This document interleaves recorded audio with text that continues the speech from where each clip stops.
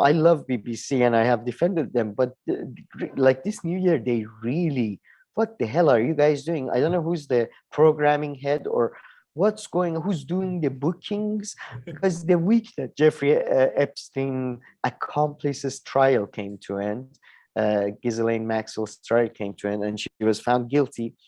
They suddenly brought Alan Dershowitz, former lawyer of Epstein, who negotiated the sweetheart deal for him. They had him on as a sort of a neutral, law expert. Please tell us. And Alan Dershowitz showed up with his and his ugly fucking face, and just spouted some bullshit. And I mean, he does know law. I don't want to take that away from him.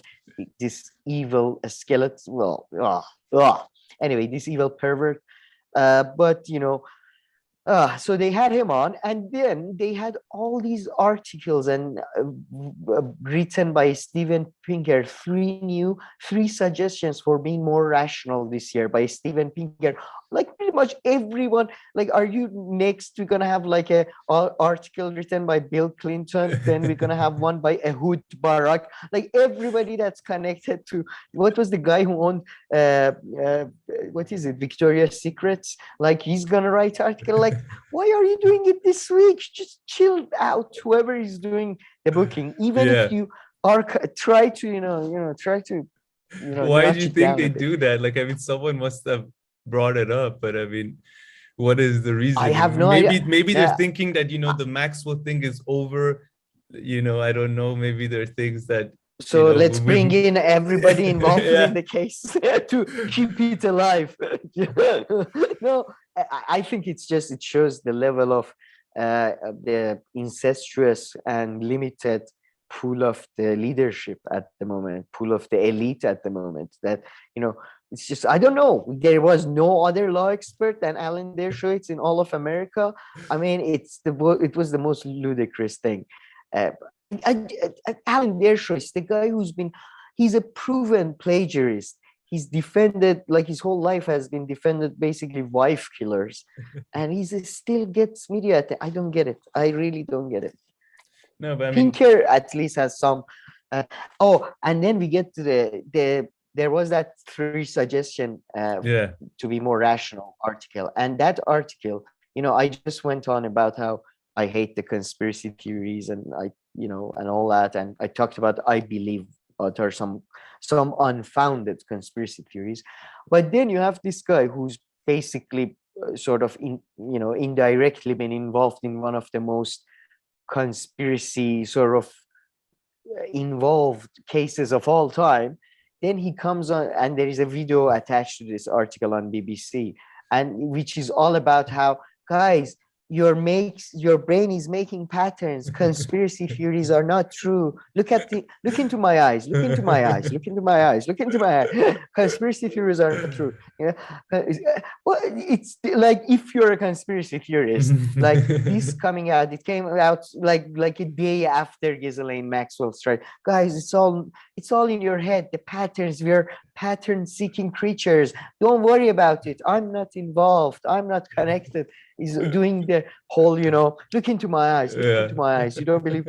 It's just, Jesus Christ, like, guys, you're not helping your case.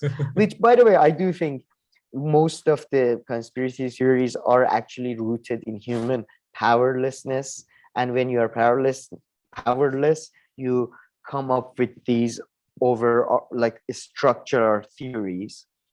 And I think actually Marx's most enduring contribution to us is the fact that he gave us tools to sort of demystify sort of bullshits. So de-conspiracy theorize, is same as demystify in my view.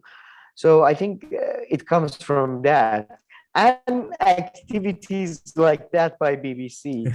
That why are you doing this? Like, why are you bringing Alan? This is like helping everyone.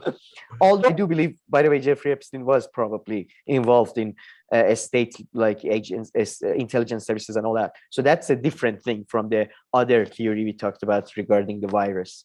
I just don't want to even which I don't like to. No, I mean, the mainstream media, they know how to do it. I mean, Bill Clinton has pictures with him and everything, and they're never gonna go after him. So they just Yeah, but at least CNN didn't bring Bill Clinton the day after yeah, Ghislaine right. Maxwell's trial. So, okay, what is your view as a former president? What are you doing? Just bring some other law experts, in my view. Yeah.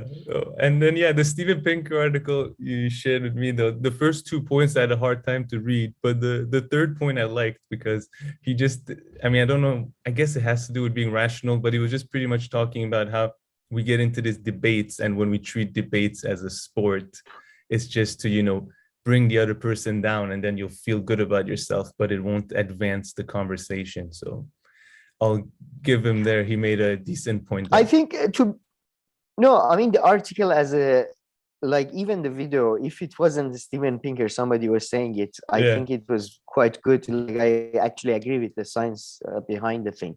But the problem with people like Pinker, and I would argue even Mr. Noam Chomsky, who are, they're opposite of each other on many issues, but they are, in my view, empiricist and positivist. So at the end, they come to the thing that, yeah, guys, we can come to a rational conclusion or to a concrete facts. And I think in most cases with social sciences, history and economics and all that, you can't do that. In cognitive, like brain and all that, maybe you can. But yeah, I'm not fully continental European sort of anti-positivist and all that, but I like to think more like I'm sort of in the middle. Yeah.